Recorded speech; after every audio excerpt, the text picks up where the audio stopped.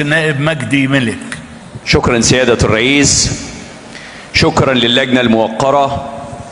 الخدمات الصحية أمن قومي للمواطن المصري، والأطقم الطبية هي أساس وعصب أداء الخدمات الطبية. والطبيب المصري قيمته وقدره لدى المواطن المصري لا تقل أهمية وقدر عن الجندي الذي يحمي حدود.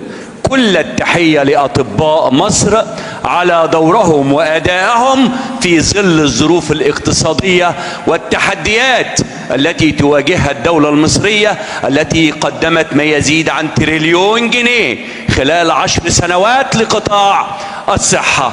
وهذا العدد الكبير الذي تم إنشاؤه من المستشفيات يحمل الطبيب المصري في ظل العجز الشديد طاقة فوق طاقته، وأداء يحتاج إلى مضاعفة الوقت والجهد.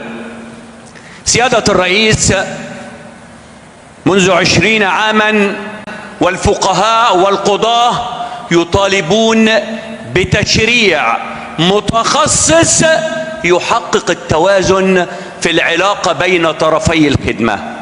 واليوم نحن في جلسة تاريخية نشهدها في هذا المجلس الموقر، تعاونا بين كافة أعضاء المجلس والحكومة المصرية، وأخص بالذكر وزارة الصحة ووزارة العدل.